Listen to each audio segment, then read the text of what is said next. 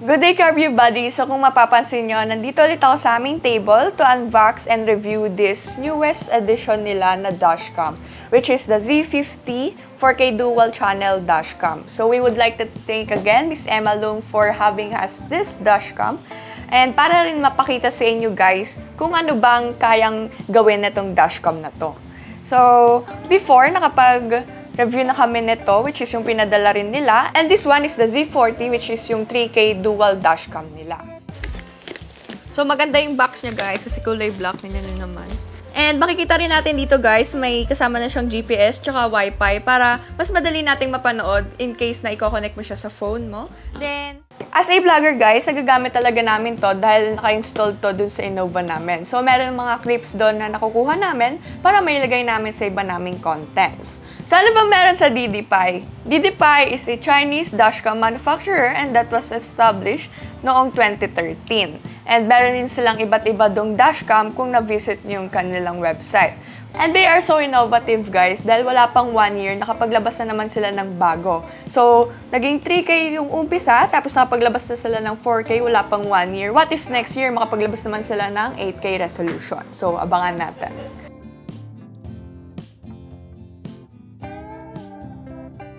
So, pag-usapan naman natin guys, yung importance ng dashcam and ano ba yung benefits na makukuha natin dito. So, first, yung blackmailing enforcer. So, yung alam nyo na kapag parang nakita na may pera kayo is paparahin na lang kayo bigla. Kung may dashcam kayo, pwede nyo yon ipaglaban. Then, second, yung syempre pag may accidents, tapos naka-dashcam kayo, kusa na siyang magsisave sa inyo. Like, magsisave yung clip na yon, hindi nyo na kailangan hanapin pa. And meron din yung mga insurance claims. For example, di ba, nagbayad kayo ng insurance nyo, tapos gusto nyo sabihin na nabangga kayo, pwede nyo ipakita yung video na yon. Then, lastly, yung road rage. Ang dami na kasing nagro-road rage, guys, kaya kung may dashcam kayo, panalo pa rin kayo kung syempre, bigla na lang may mang-away sa inyo. May ebidensya agad kayong mapapakita.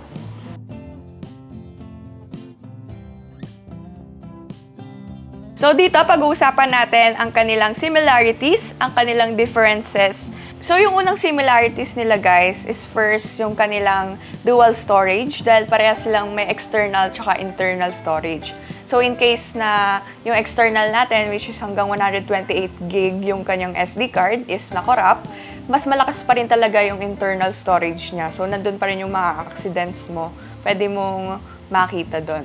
Then, yung pangalawa natin is yung loop recording niya. Diba, yung video nyo habang ginagamit nyo yung dashcam na dadagdagan. So, if ever na walang accident na mangyari, magtutuloy-tuloy lang siya. Pero, kapag napuno siya, uulit-ulit siya dito sa 0. So, parang pabilog lang siya kasi nga loop lang.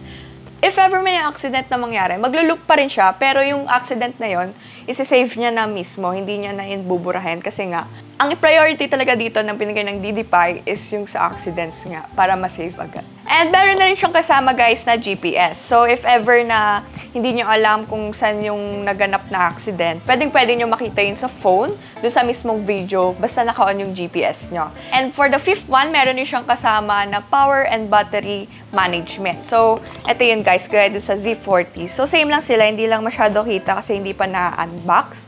So ito guys, hindi talaga siya nag-go-overheat kahit na parang nakabilad siya sa araw. And yung battery niya is long-lasting and napakatibay niya. So subok na namin dahil nga kailan ba namin nilagay sa Innova namin to and hanggang ngayon is still running pa rin siya. And lastly, sa similarities nila is may kasama siyang 24 hours operation. Sa pagkakasabi pa lang naman na 24 hours, meron talaga to na dual dashcam na naka-on dun sa kotse nyo. Kahit wala kayo dun is nag-run pa rin siya. So, magdadagdag lang kayo dun ng 700 pesos sa optional accessories. So, pwede siya yung bumili nun sa Lazada or sa Shopee. So, ano pang iniintay natin guys? I-unbox na natin to.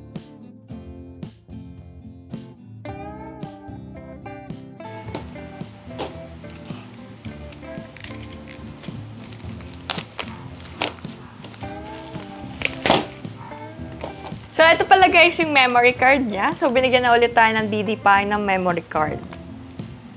32 gig, pero depende pa rin yan kung anong bibilhin nyo. Kung mas malaki, pwedeng-pwede yan. So, So, bago natin buksan, tingnan muna natin yung gilid niya. So, ayan nga, dual channel 4K recording. So, may Sony na siya, 7 optical lens, f1.75 aperture. Sa kabila naman, so, kagaya nga ng sinasabi ko sa inyo guys, yung 24 hours operation, tsaka yung external and internal dual memory niya. So, buksan muna natin yung maliit. So, yun yung rear camera agad. Malay ko pa.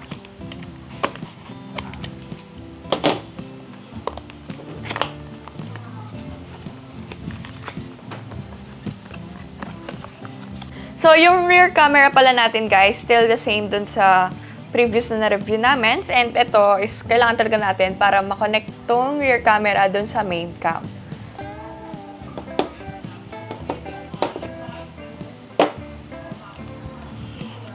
So, tingnan natin. So, guys, ito pala yung Z50. Nasa left hand ko and nasa right side ko naman yung Z40.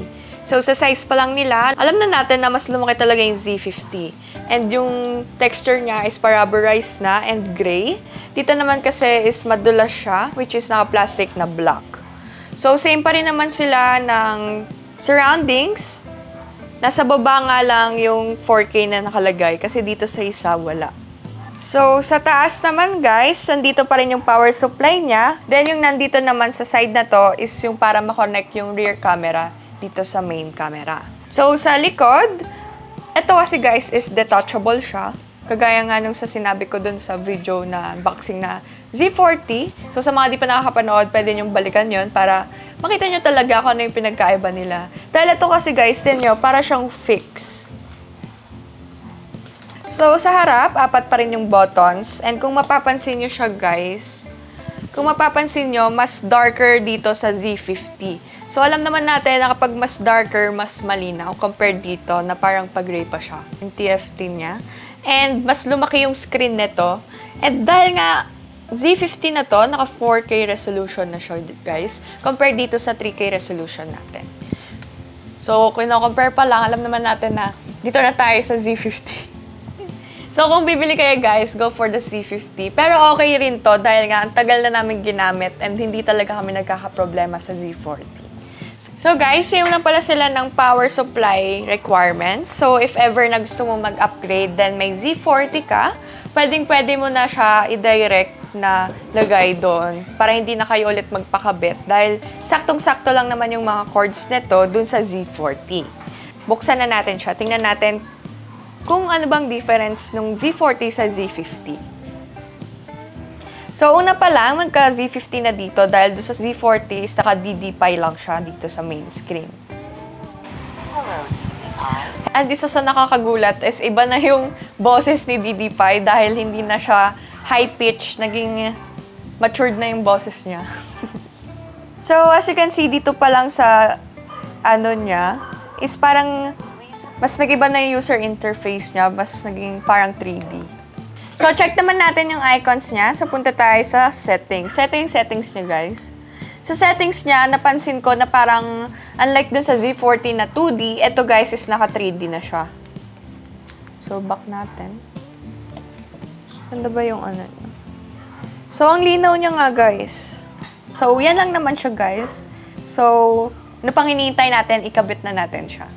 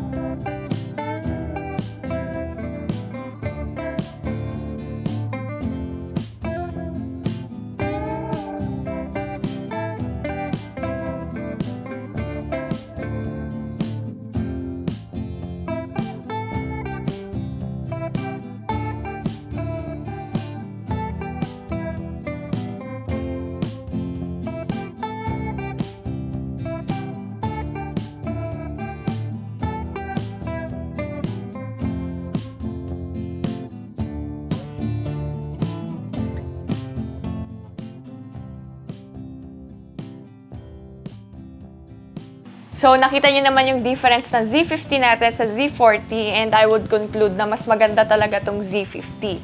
So, dun pa lang sa front cam, which is sobrang ganda, 4K resolution, makikita nyo na sobrang linaw niya talaga. And with the price of 7,000, yung sa Z50 na bago natin, and yung sa Z40 naman is 5,000. So, may 2,000 differences. Pero if ever na may 7,000 ka guys, go for this Z50 dahil nga mas maganda na siya and mas malaki. Tsaka, syempre, doon na tayo sa mas new model. Pero if ever naman na okay na kayo sa Z40 or hindi nyo afford yung Z50, pwede pa rin kayo mag-go sa Z40. So, both pa rin naman available sa kanilang official store. So, ilalagay na lang namin yung Shopee and Lazada description nila sa baba. Para in case na gusto nyo tumingin or bumili, pwede. So, sa mga bibili dyan, pwede kayo mag-request para sa Christmas sa mga family nyo para, syempre, hindi na kayo magbabayad. So, sobrang salamat po talaga kay Miss Emma Lung kasi nga po, sobrang nakaka-enjoy po mag-unbox. So, thank you po talaga and sobrang worth it po na to. Kaya, try nyo na po bumili if ever na wala pa kayong dashcam. So, see you na guys on our next videos and please don't forget to subscribe to our YouTube channel, CarView PH, and hit that notification bell para lagi kayong updated sa mga upcoming pa naming uploads. So, see you guys! Bye!